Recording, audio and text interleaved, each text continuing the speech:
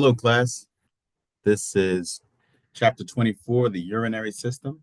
Everybody urinates, everybody goes to the bathroom. But why do we urinate? What is the process? What's happening? Why is that important? Urination is controlled a lot by the bladder, kidneys. We're filtrating fluid out of the bloodstream, balancing our electrolytes, helping maintain our blood pressure. So it's working with the cardiovascular system, it's working with um, it can work to eliminate drugs from our system. So there's many different uh, good causes why we urinate. Uh, drinking water. I'm drinking tea right now that my lovely wife made. So I thank God for that. But excess water in my body will eventually be urinated. But how much depends on the needs of my body and can be controlled by different mechanisms in my urinary system. All right, so let's get started. So the urinary system is made up primarily of the kidneys, kidneys named after kidney beans, red shaped beans. Kidneys are able to filter your blood, remove waste from your blood. Okay, so the blood in your body that is in your cardiovascular system passes through your kidneys. Waste can be removed, metabolic waste can be removed. Fluid, electrolyte, homeostasis happens in that process. We can also control the acid base balance. Your blood is about a pH of 6, so we want to maintain that acid base balance. Also helps with our blood pressure. Remember from the chapter 19, we talked about uh, blood pressure. The more fluid that's in your blood, the higher your blood pressure will be. The urinary tract consists of a pair of ureters, a urinary bladder, and a single urethra, right? So two ureters go to your bladder, which looks like a bag basically. So urine will flow down to that bladder and then eventually out of the body through the urethra. And so blood in your body circulated through your kidneys, gets filtered.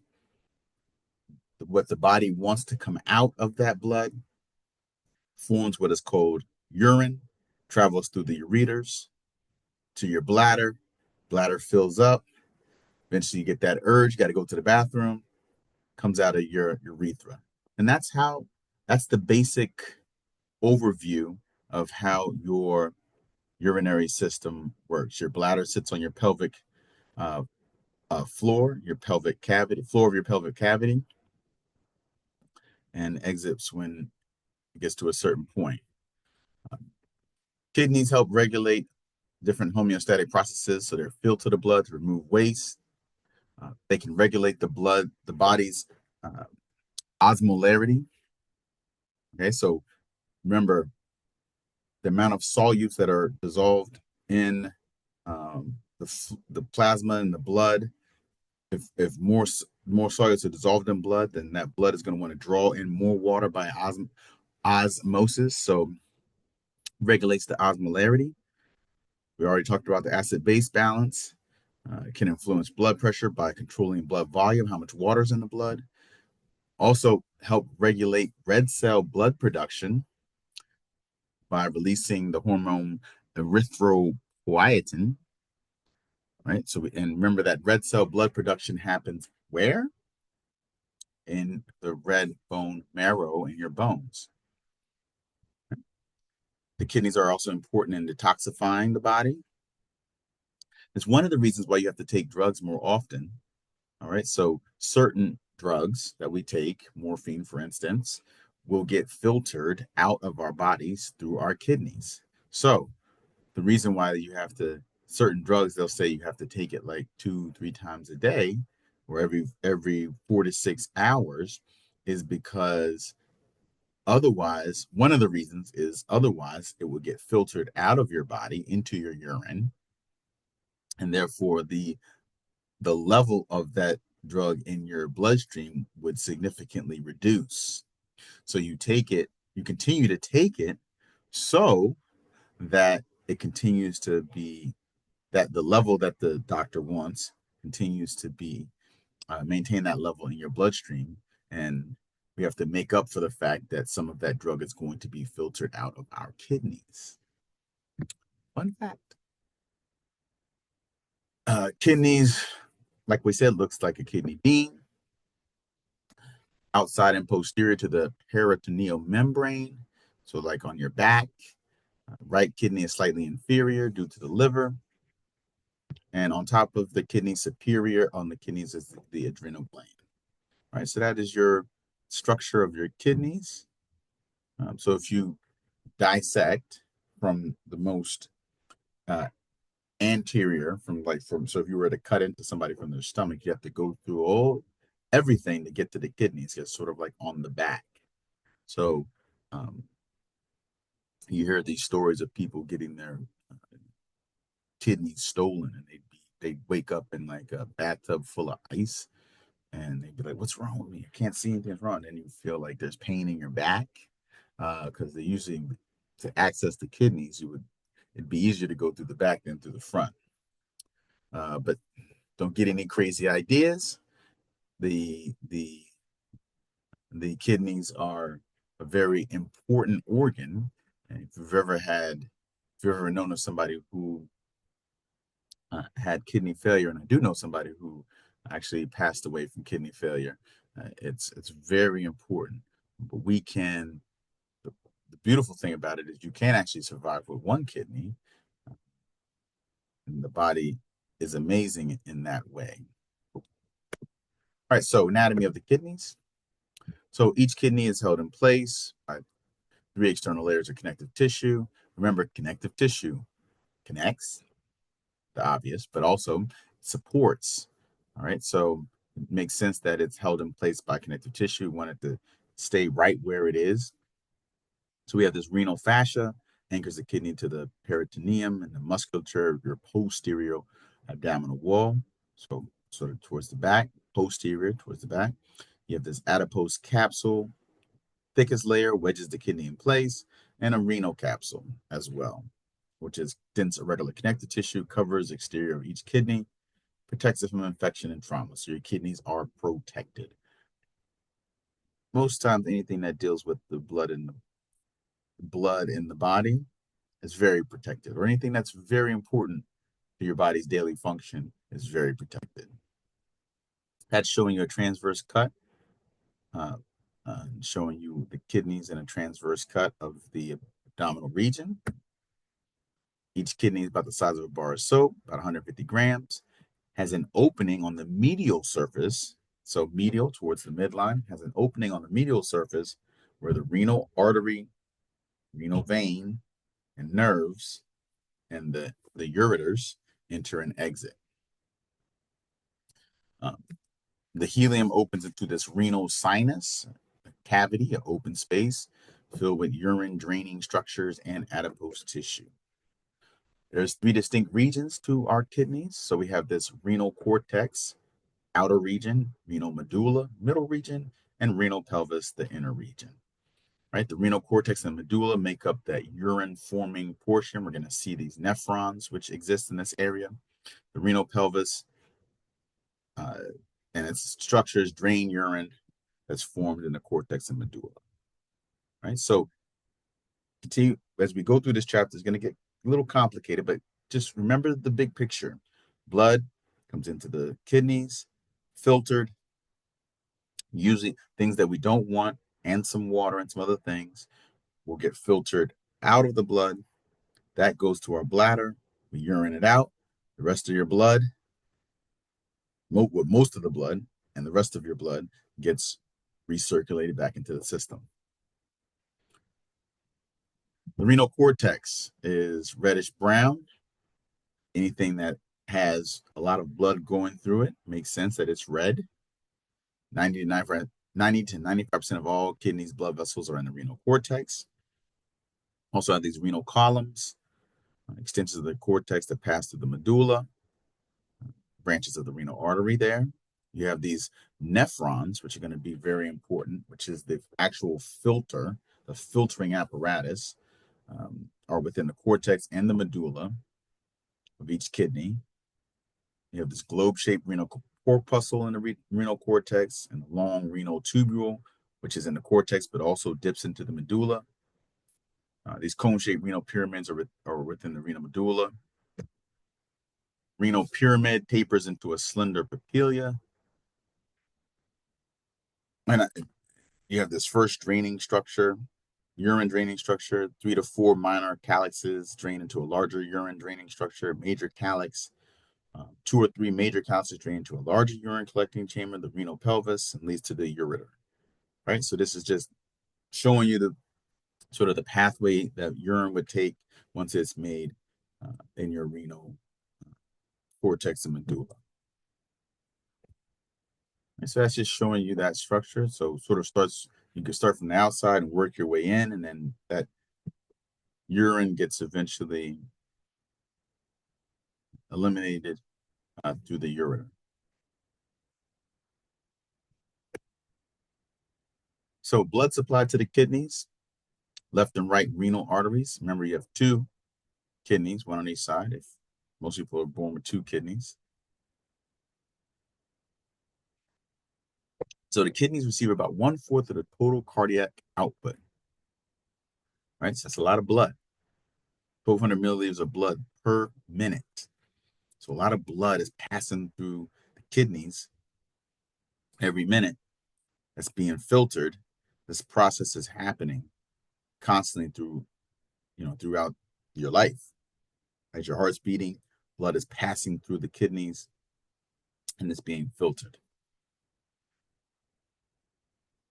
Right, so we have this renal artery, segmental artery. The arteries get smaller and smaller.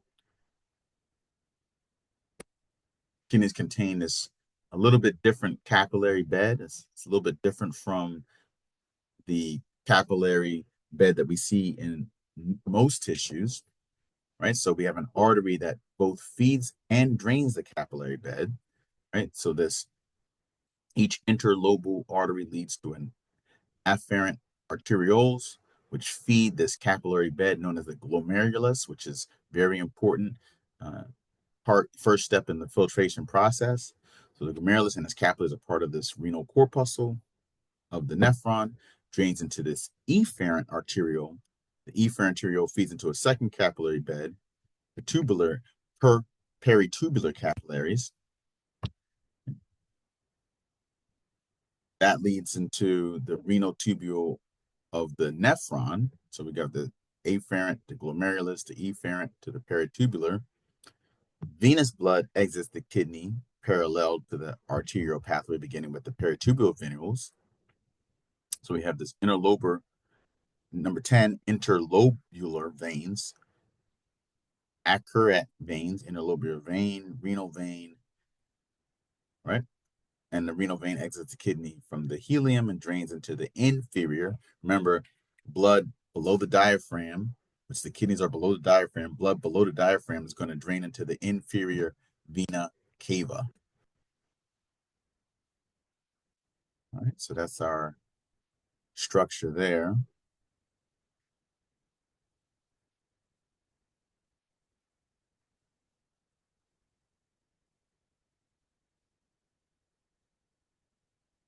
Now, this nephron, this filter, think of the nephron as like the filter that's filtering the blood, and there's a lot of nephrons in the kidneys. We have the nephron is broken down to a renal corpuscle and a renal tubule. The corpuscle is responsible for filtering the blood. It has a glomerulus, which has loops of fenestrated capillaries. Remember, fenestrated capillaries have holes in them, so they're very leaky. We have this glomerular capsule that is sort of housing these leaky capillaries. Has double layered outer sheath of epithelial tissue and inner visceral layer. Right, so that's showing you where the glomerular capsule, the renal capsule is. Right there, you kind of see that in the middle, the renal capsule. Part of the nephron. You have this glomerular capsular globe-like parietal layer, extension of renal tubule made of simple squamous epithelium, visceral layer made of modified epithelial cells. We have these special extensions, these processes, which surround the glomerular capillaries to form filtration slits. We're going to talk about this in detail, and this is all going to make sense as you talk about how the filtration process happens. Then you have this hollow region, this capsular space. So for fluid to, as it's filtrated out, to go into this capsular space.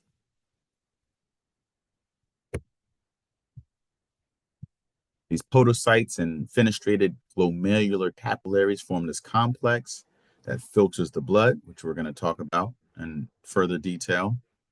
And that filtrate, so what is filtered out of the blood becomes this filtrate, exits the glomerular capillaries into this capillary space, and then enters the lumen. The lumen, remember, lumen just means like the space. So arteries, veins all have lumens. Heart has the atria and ventricles and the heart are considered lumens, this space. So to filtrate what is filtrated out of the blood comes into the renal tubule, to this lumen. So that's showing you sort of the anatomy of the glomerular capillaries and the capsule. You have the space where the filtrate, stuff that is filtered out of the blood, can go into. You have the afferent arteriole, which is bringing blood to these capillaries. The efferent arteriole, which is taking blood from these blood is continuing on from these capillaries. It's considered an arteriole, not a vein. Newly formed filtrate enters the renal tubule. Right, so after it is filtrated from the blood, enters the renal tubule where it can be further modified. We have these regions of this tubule, this proximal tubule, this nephron loop, and distal tubule. So the proximal tubule is the first and longest segment. Yep, we see these simple cuboidal epithelial cells.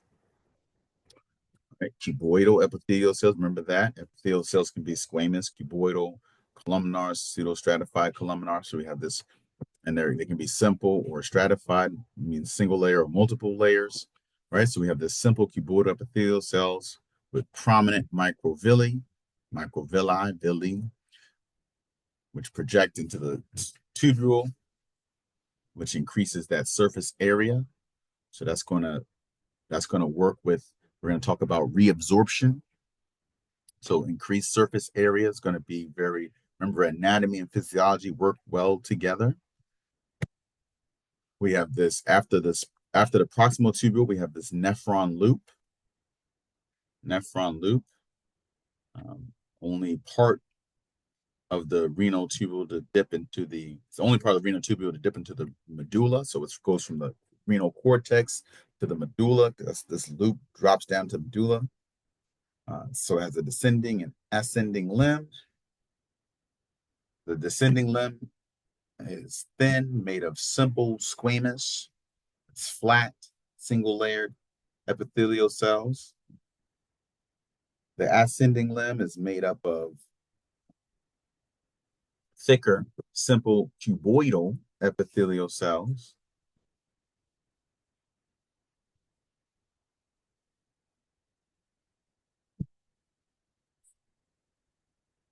Right?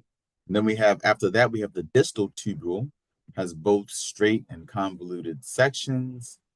It's the last segment of the renal tubule that the filtrate passes through. And this is also, we see simple cuboidal epithelium without the brush border. Right, so that's what we see here. Proximal tubule, nephron loop, distal tubule.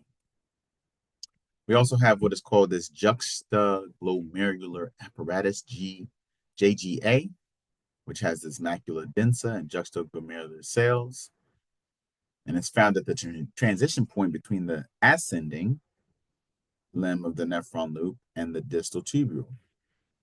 It's not in this diagram, but this macula densa is a group of cells in contact with modified smooth muscle cells, JG cells, and walls of both the afferent and efferent arterioles, and it can help regulate blood pressure and this glomerular filtration rate. So, how much that is filtrated into or out of the blood, which is going to be very important in the kidney's role in balancing things like our electrolyte levels, our pH, and things of that nature, fluid levels in our blood, which are blood pressure.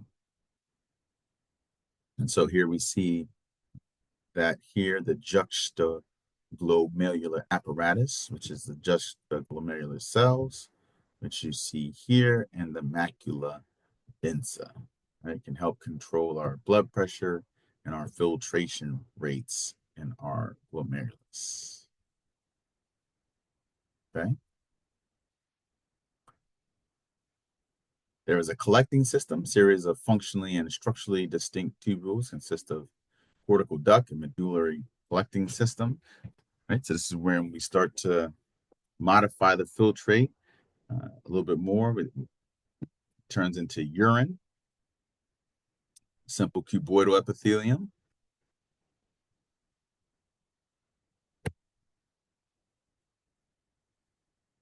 Several collecting ducts form this papillary duct.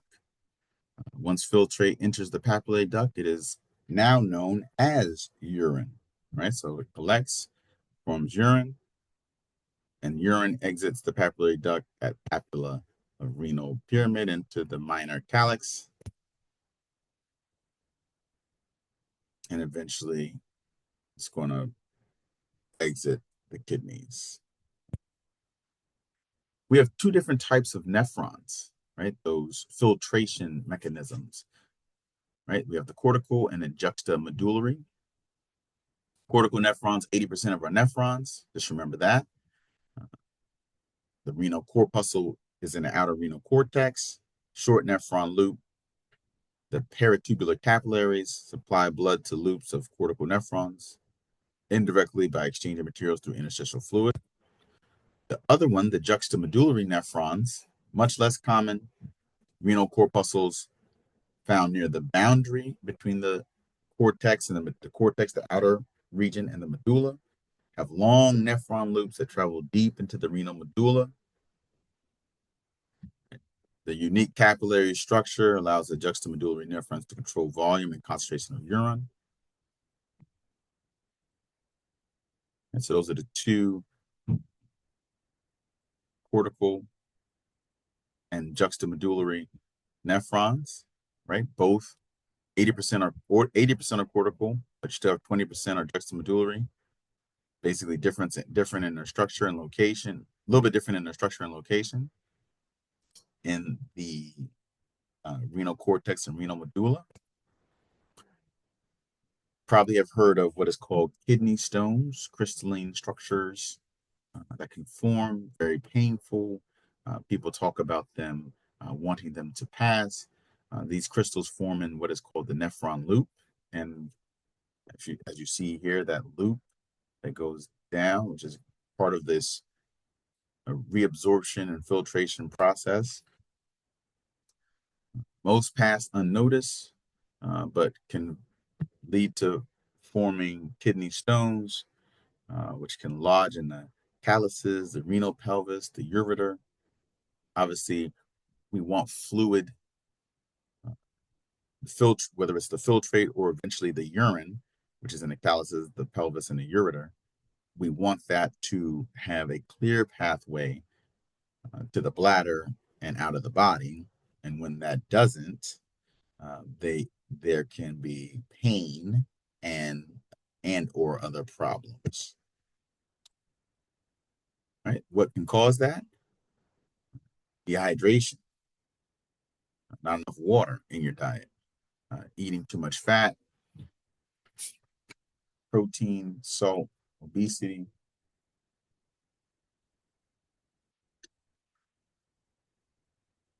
we can diagnose it, and there are different ways that they can try to cure it, but it can be very painful. Nephrolithiasis. That's a good word to try to spell. My spelling bee. I would say so. Renal physiology, right? Glomerular filtration, initial process of nephrons to filter blood. Remember, this is the big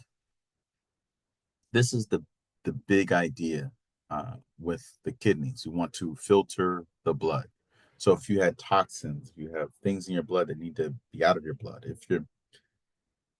if there's things that your body doesn't need any, create sometime the your body can be things that your body makes. Can be waste, things that it can be creatine, for instance, that your body has made but now no longer needs. So the glomerular capillary membranes filter the blood selectively based on size. The bigger something is, blood cells, for instance, red blood cells, we obviously want to keep those. So those cannot escape during glomerular filtration, but smaller things such as hydrogen and bicarbonate ions, sodium, other metabolic waste can escape. Tubular reabsorption as fluid. So we have the first part, filtration, things come out. We have a process of reabsorption. So things that have gone out, but we can reuse or we still may need can be reabsorbed. There's a process of reabsorbing, depending on what it is and what our body needs. And then we have tubular secretion. Substances are added into filtrate from peritubular capillaries for excretion from body. Things that still need to be excreted can be removed. And this is, as you see here, based on if we need to maintain an acid base homeostasis or we need to remove toxins from the blood that didn't enter the blood by filtration, they can be removed here by tubular secretion. Right, so that's the kind of the big picture of what's happening in your nephrons, which is in your renal cortex and renal medulla in your kidneys. Right, so let's go through each of those sections. So glomerular filtration. So filtration membrane has three layers, like most things do in the body. Right, so we have that sort of an outer barrier and an inner layer, and these uh, this is designed to be able to filtrate things coming out of the blood. So filtrate the blood, so things that things that are small enough can come out of the blood. So we have fenestrated glomerular capillary endothelial cells make up the deepest layer, right? So that's these capillaries that are fenestrated have large pores.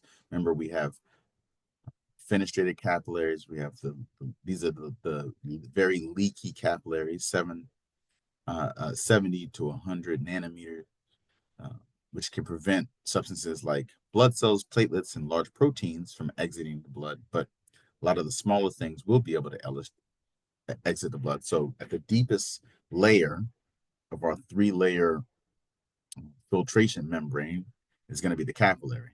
On top of that is the basal lamina, extracellular matrix. Second layer, collagen fibers. Collagen is everywhere. Collagen, uh, we have this collagen acting like a sieve to prevent substances greater than 8 nanometers in diameter from entering capsular space.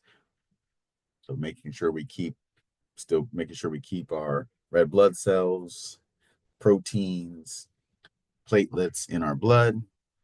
Then we have the visceral layer, the outside layer, and that's where we have the glomerular capsular podocytes, the finest sieve, allows only substances 6 to 7 nanometers to pass, forms these filtration slits, wraps around the glomerular capillary and endothelial cells. Albumin, albumin, water-soluble globular protein, transport protein that reaches this layer is prevented from entering the capsular space. Talked about albumin when we talked about the blood. All right, so there you have it. A lot of these times it's just easier to look at the picture than it is to actually describe it. But see here we have the red blood cell, the erythrocyte, we have the leukocyte, the white blood cell, and we have the three layers, the fenestrated capillary, the basal lamina, and we have the podocyte, right? And between those three layers, only very small uh, electrolytes, ions, water, things like that are going to get from your blood to the glomerular, uh, the capsule, the space, right?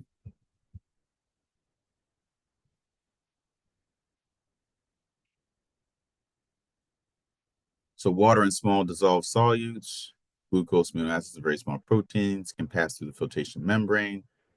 Nitrogenous waste, so urea, ammonium, creatine, uric acid, can pass through, be filtered. 20%, so percentage of plasma that becomes filtrated in capsular space is about 20%. 1/5 of the plasma that enters the glomerulus becomes filtrate, right? So it's filtrating 20% of your plasma. Your blood plasma is becoming filtrated. Remember, if we centrifuge blood, we have plasma, we have red blood cells. Those red blood cells are going to stay in your blood. We want to keep those in. Those are going to transport oxygen to our body. Don't want to lose any of those. Plasma, remember, it contains a lot of water and proteins and leukocytes and other things. So 1/5 of your plasma that enters the glomerulus will become the filtrate. So large filtration area. The amount of filtrate formed by both kidneys, remember there's two kidneys happening, and these nephrons, there's a whole bunch of them and in both your kidneys. But the amount of filtrate formed by both kidneys in 1 minute is your glomerular filtration rate, which is 125 milliliters a minute.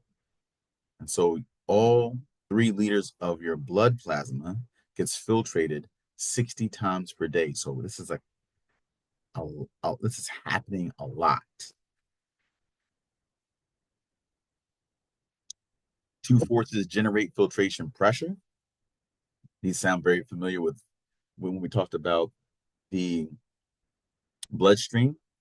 You have hydrostatic pressure. Remember hydrostatic pressure. If I have a glass and I have fluid here in this glass, hydrostatic pressure is the pressure that fluid is placing on the inside surface to push out. So if I stuck a hole, if I could pop a hole in this glass, which would be amazing if I could do that.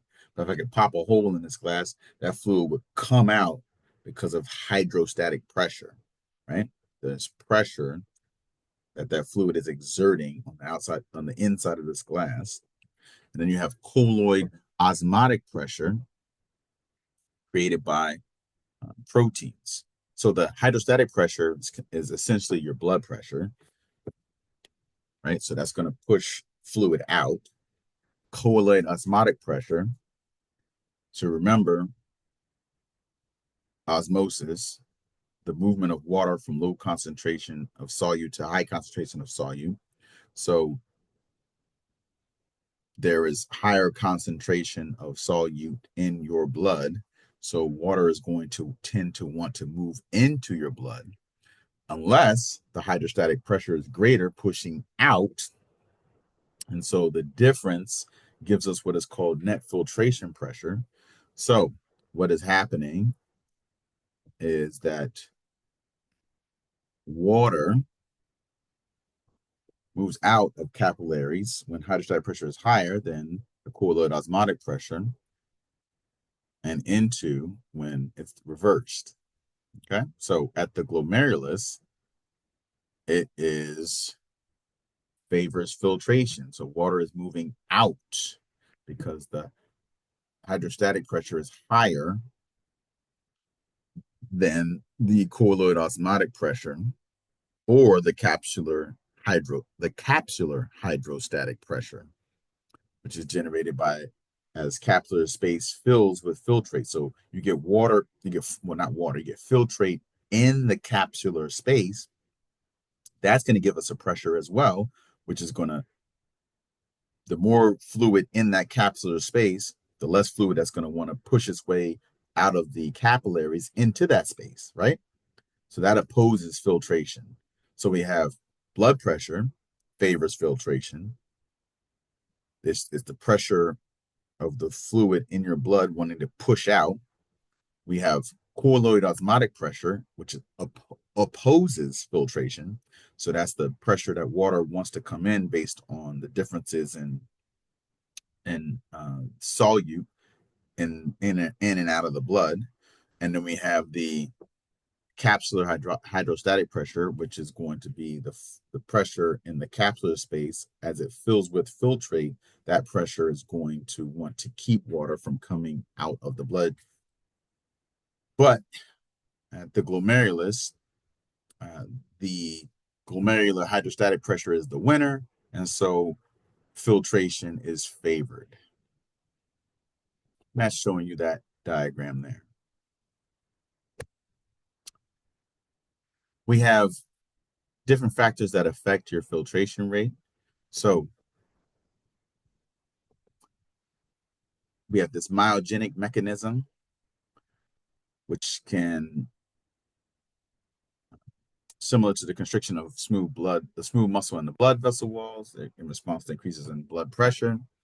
So increased systemic blood pressure stretches the afferent arteriole, which is bringing blood into the glomerulus, increases the glomerular filtration rate, triggers smooth muscle constriction of the afferent arteriole, reduces blood flow, returns the rate back to normal.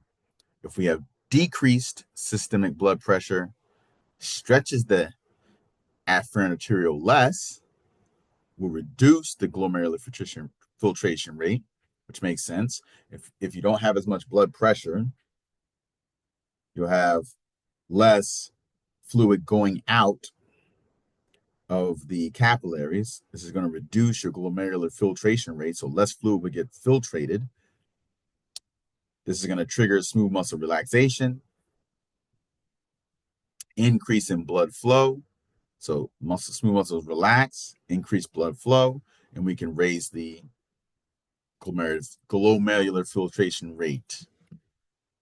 Right? So this works best between changes in blood pressure from 80 to 180 millimeters of mercury. We also have a tubuloglomerular feedback mechanism, right? Involves the macula densa. Remember those macula densa, right? So GFR, your glomerular filtration rate increases. Volume of filtrate flowing through your renal tubule increases. When the renal tubule is draining that capsule. So glomerular filtration rate increases, volume of filtrate increases. So that means more sodium and chloride ions that have been filtered out of the blood are absorbed now into the macula densa. It realizes there's been an increase in your glomerular filtration rate because there's more sodium and chloride ions being absorbed. So it responds by releasing chemicals that cause the afferent arteriole, the blood bringing the artery bringing blood into the glomerulus to constrict. Macula densa also can signal the JG cells, causing reduction in release of hormones. Allow efferent arteriole to dilate, causing decrease in glomerular filtration towards normal. Right? So you constrict the afferent arteriole, less blood. It's going to reduce your GFR. Also, um, relax, not the word, not relax. Uh, what's the word? Dilate the efferent, the blood that's taking blood away from the glomerulus, dilate that so more blood is, so less blood is coming in, dilate the efferent arteriole blood that's coming out, and that's also going to reduce the GFR, so the glomerular filtration rate. All right, so we can, so the body can control it by those two mechanisms. Hormonal effects on GFR are part of a larger system that involves regulation of systemic blood pressure. Remember, we said the kidneys can help control the blood pressure. It involves this angiotensin 2 and these peptides. So this renin angiotensin aldosterone system that we know as RAS. RAS.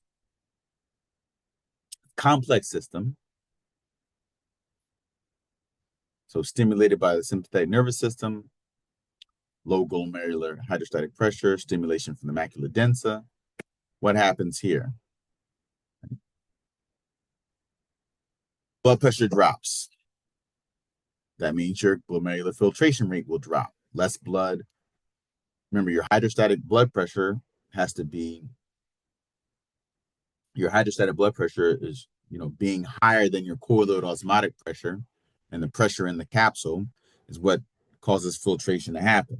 So when blood pressure drops, so does your filtration. Reduction in blood flow through the afferent triggers the JG cells to release renin. Renin converts to angiotensinogen and angiotensin 1, converts angiotensinogen to angiotensin 1, which can be further converted to part 2.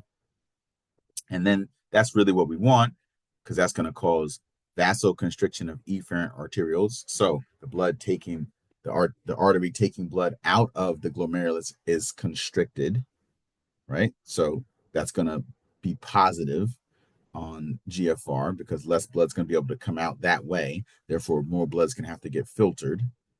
Reabsorption of sodium ions, chloride ions. So reabsorb sodium ions, chloride ions. That's going to cause more water to come into the system. Increase your thirst. What does that do? If I increase my thirst, if I drink more, I got to drink right here. Let me just drink right here. Fine. Increase my thirst. It's going to increase my body's thirsty for water. Ding, ding, ding. Thirsty for water. That water can enter my bloodstream, increase my blood volume, increase my blood pressure, which will increase my glomerular filtration rate. Right? Showing you that there. AMP, this hormone released by the heart cells, it's from the atria in response to increasing fluid volume. So it lowers blood volume, blood pressure to reduce the workload of heart. So if I have a high glomerular filtration rate, leads to, first of all, AMP increases GFR, can increase GFR by dilating afferent arterioles, constricting efferent, increases the hydrostatic pressure. Therefore, more fluid gets pushed out of the capillaries. We increase the glomerular filtration rate. That high GFR leads to blood volume reduction. So more is going out of the bloodstream. So blood volume gets reduced and therefore reducing blood pressure.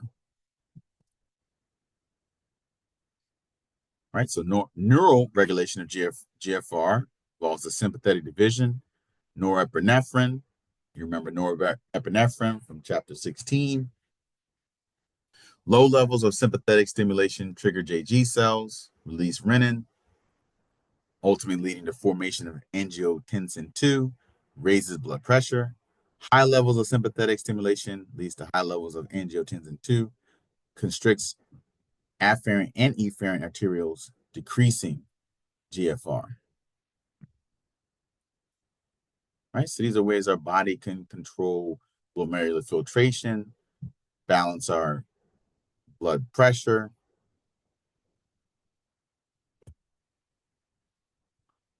There is a such thing as renal failure. You probably have all heard of that.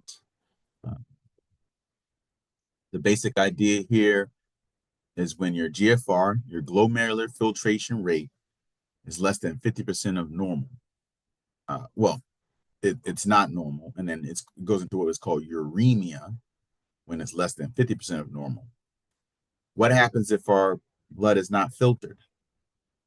Then waste, fluid, electrolytes, body gets imbalanced, right?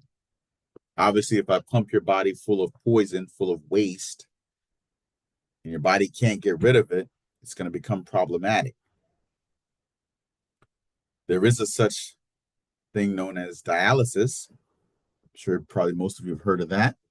And there's different ways you can do dialysis. The book mentions two different ways, but hemodialysis, we actually have a machine that can remove your blood, filter it, so act as the kidney, and put it back into your body.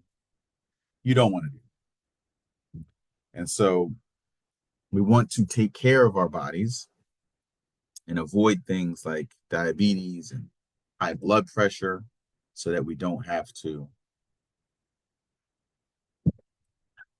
have those types of things. Right. So now let's go into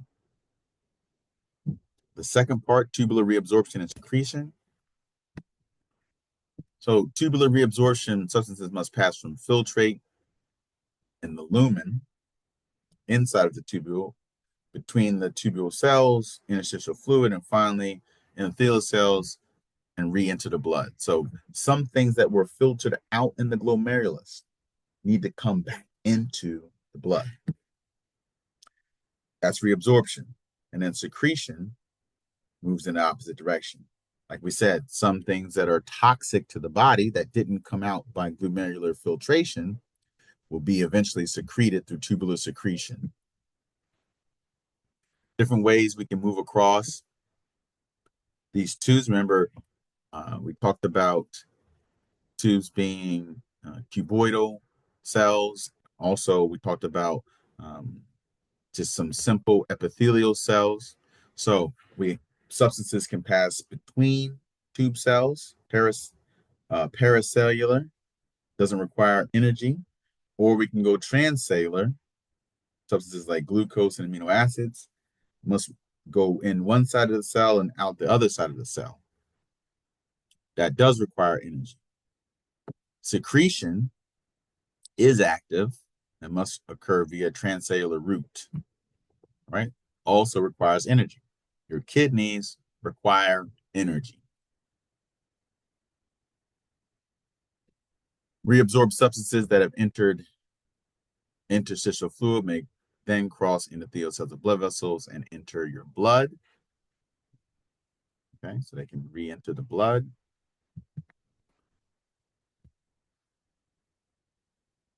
All right, so that's just showing you a picture of that. So the tubule, remember inside that tubule is the filtrate, which will eventually become urine once it goes through all this processing. We take out what we need. We filter out we filter out a large amount. We bring back in what we need. Everything else ends up eventually going into the collecting duct and turning into urine, right? So in that proximal tubule, you see the proximal tubule, you see the lumen, the space where the filtrate is passing through, and then we see the peritubular capillaries, and they're intertwined with that tubule so that things can be reabsorbed, things that we still want in the body that were filtrated out initially can come back into the body.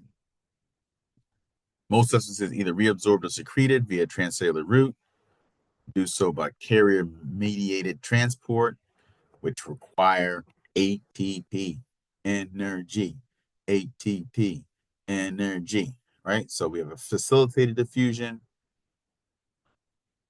primary active transport, move substance against concentration gradient, protein pumps, secondary active transport, right? Just remember that things move by the transcellular route, and you're going to take some energy. Right, this is another issue that can happen. Too much glucose present in the filtrate. So that's going to eventually become urine. Transport maximum will be reached before all glucose is reabsorbed. Excess glucose, if it doesn't get reabsorbed after it goes through the tubule, it's going to be in your urine, which is called glycosuria. This is common in people who have diabetes, right? Due to defects in production or response to insulin, inability of cells to take up glucose leads to high glucose in your blood, which leads to a lot of glucose in your urine.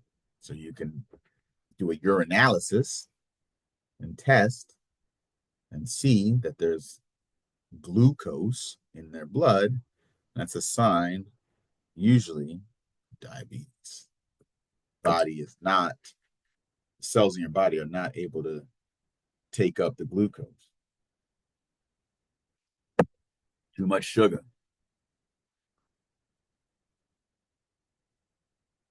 So the main roles of the proximal tubule is reabsorption. Ions, sodium, potassium, chloride, sulfate, reabsorbed. 100% of nutrient, almost 100% of nutrients, glucose, amino acids, vitamins, reabsorbed. Lactic acid, reabsorbed. 65% of the filtered water, reabsorbed, right? Once filtrate reaches the nephron loop, 60 to 70% of water and electrolytes, and most organic solutes have been reabsorbed,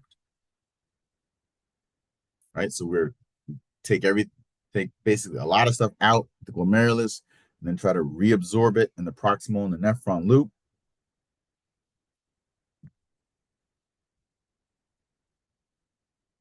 Reabsorption in the nephron loop, you have this thin descending limb. Remember, the ascending limb is a little bit thicker. The thin descending limb of the nephron loop is permeable to water, but less permeable to solutes, so water can move out of that thin descending limb by osmosis. Osmolarity of filtrate increases. Cells of the thick ascending limb are impermeable to water, so we can transport uh, NaCl into tubule cells with SIM ports. That's that active transport. As filtrate passes through ascending limb, it loses solutes, and gradually becomes less concentrated. By the time filtrate reaches first segment of distal tubule, 85% of water and 90% of sodium ions have been reabsorbed. Right? So we have this whole process, reabsorption, get to the distal, 85% of the water, 90% of the sodium. Here, rate of the filtrate flow in this part of the tubule is slower, so it's moving slower than it was in the proximal tubule. Cells of the distal tubule lack the macrovilli, so they lack that surface area, but you don't need them. But you don't need that macrovilli to function, to perform, to remove, to reabsorbing the remaining water and solutes. Tubular reabsorption and secretion maintain acid-base balance. This should make sense by now since we're moving ions and different things into and out of the filtrate. So the cells of the proximal tubule can secrete hydrogen ions as mechanism for reabsorbing bicarbonate ions, while cells of the distal tubule actively secrete hydrogen ions. So blood pH decreases, pH lowers, the number lowers. If we go, so blood pH normally around 6, That number lowers, we need to get it back to where it needs to be. So pH too low. Enzymes in tubule cells can remove amino group from amino acid glutamine, generates 2 ammonia, NH3, and 2 bicarbonate. Ammonia infiltrate acts as a buffer, binds to hydrogen ions, forming NH4 plus. That ammonia buffering and bicarbonate reabsorption together bring the pH back up. Right? So if we get below 6, we can bring it back up. If the blood pH goes above 6, if we got, 6 point something, becomes too alkaline. Tubule cells can reabsorb less bicarbonate ions from filtrate. Right? So that buffer system can work in both directions. You absorb less bicarbonate, blood pH will lower back down so we can keep the pH exactly where we want it. So it's basically just how much of this bicarbonate, ammonia and bicarbonate is being absorbed. Ammonia buffering and bicarbonate is being reabsorbed or not absorbed. Very simple. We can balance out our pH.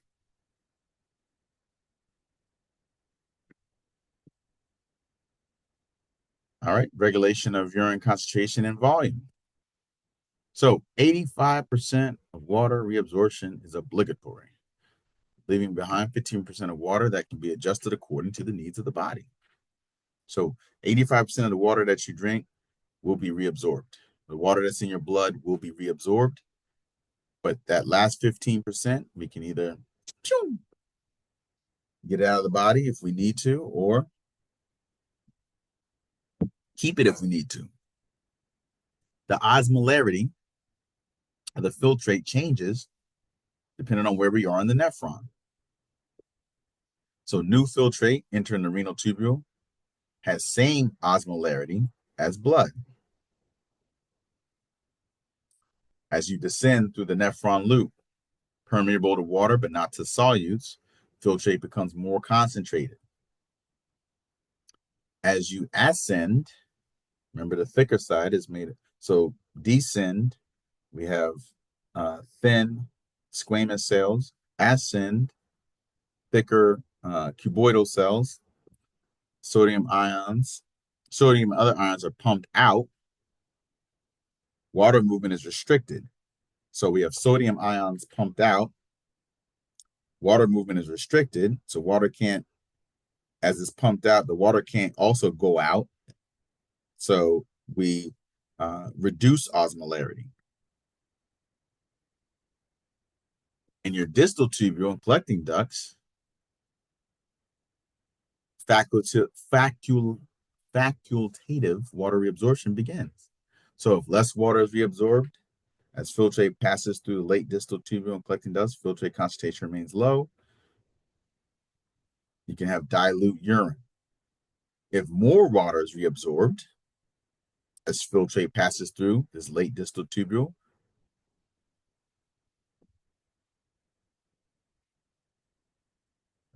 if more water is reabsorbed, so back into the body, reabsorbed into the body, therefore less in the urine, filtrate concentration remains high, and we can have concentrated urine. So, and everybody's seen yellow urine, you've seen yellow or dark urine, and you've seen clear urine, which is what it's supposed to be if you drink enough water, right? So less water reabsorbed because you drank enough water, your body doesn't need to reabsorb it. Your urine stays dilute, concentration, filtrate concentration remains low. Dilute urine, nice and clear, looks like water. Your urine looks like water because you've already drank enough water and your body can eliminate the rest of it. If you don't drink enough water, your body has to reabsorb in that late distal tubule and collecting ducts. Your urine looks more like yellow urine, which is a product of the waste product of hemoglobin. You look like that yellow urine, that urea, has a stronger smell to it as well because it's not diluted with water. We have what is called concentrated urine. So kidneys produce dilute urine. Solute concentration of extracellular fluid is too low or contains too much water, right? So body has the water it needs. Rest of it can be urinated out. Bada bing, bada boom.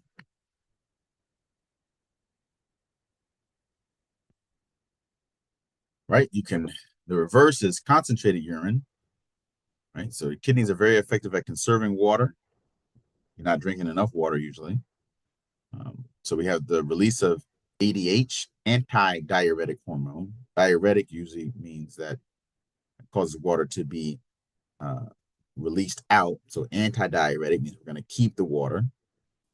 Anti-diuretic hormone. Water reabsorption. Recall that water reabsorption happens by osmosis. So facultative water reabsorption takes place only if interstitial fluid surrounding nephron is more concentrated than the filtrate. Right. So we have this counter current multiplier. NaCl is actively transported from thick ascending limb filtrate into interstitial fluid. That NaCl, that salt concentration outside the nephron goes up. If the salt concentration goes up in the interstitial fluid, what's going to happen? Same thing that happens when we drink salt water. Water comes out of the cells in our body. So the solute is salt in the water um, outside of the tubule, and so water is going to be pulled out of the filtrate, and therefore the filtrate will be more concentrated because it'll have less water. We transport NaCl into the interstitial fluid around the around the nephron. Water is now pulled out, and the filtrate is concentrated. Therefore, your urine will be concentrated. All right, that's showing you that how that works there.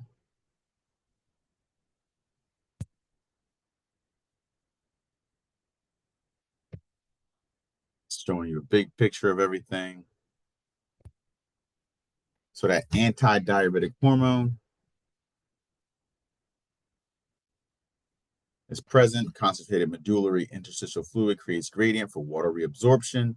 So causes more water to be reabsorbed by the body. Therefore, the water is not in the filtrate. Your filtrate is more concentrated. Your urine is more concentrated.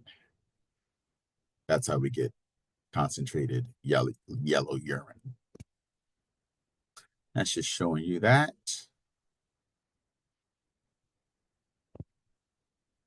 Big picture. All right, clearance. Urine normally contains water, sodium, potassium, chloride, all these items. We can test urine. It's called urinalysis, testing urine. The urine color, that yellow color that happens when your urine is concentrated. Urochrome, it's a breakdown of hemoglobin. Where is hemoglobin? In your red blood cells, which get broken down. Remember, your red blood cells only live 100 to 120 days. Darker urine is more concentrated, lighter urine is less concentrated. It's all about how much water is in it. Urine should be translucent. Cloudy urine means you're probably sick. Urine is slightly acidic. Creatine, waste product from your body, is also in your urine. You can measure creatine to see uh, if your kidneys are functioning properly. So urinalysis, doing a urinalysis, we can measure certain things to make sure we can see the color, we can see if it's cloudy or not, we can see the pH, we can see the amount of creatine in your urine, we can see if there's glucose in your urine. Tell us if you had diabetes, for instance. Right? And then we also have transport, storage, and elimination. Remember we said in the beginning, we have the urinary tract, 2 ureters, urinary bladder, and urethra. Very simple structure. All right, so very simple structure. Adult urethra, 25 to 30 centimeters long, has layers. Three layers, like a lot of things in the body do. Superficial layer, outside, connective tissue. You have this muscular layer, muscularis, and then a mucosa layer, nice, smooth inner layer that's has the ability to expand and contract. The urinary bladder looks like there's a lot of words we use bladder in other ways, but bladder, uh, almost like a balloon almost, but it's supposed to hold a liquid, held in place by the parietal peritoneum, can collapse when empty, that can hold 700 to 800 milliliters of urine. Bladder wall has three layers: adventitia, the most superficial layer, connective tissue. You have this muscle layer, and you have the mucosa, innermost layer, transitional epithelium, mucous membrane, can protect the bladder from urine. Look at that structure there. What is the purpose of the bladder? The ureters in the bladder send urine to the bladder, hold that until we go to the bathroom. All right. Then you have the urethra, the last segment of the urinary tract, drains urine away from the bladder, outside the body. You have this muscle, the opening in the urinary bladder is surrounded by this internal urethral sphincter, only opens when urine is passing through. Then you have the second external urethral sphincter formed by this levator ani muscle, skeletal muscle of the pelvic floor, allows for voluntary control of urination, right? Obviously, that's very important. We want to be able to control when we urinate.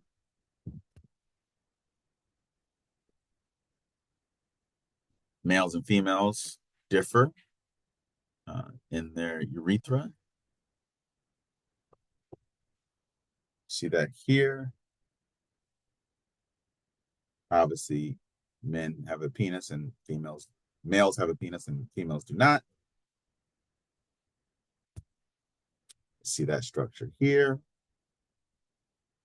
So you see the bladder, see the urethra, and the process of that exiting the body.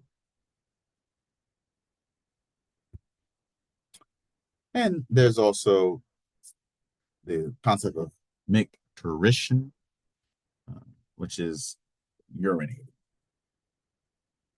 It's one of those things that as a young child, it's not developed.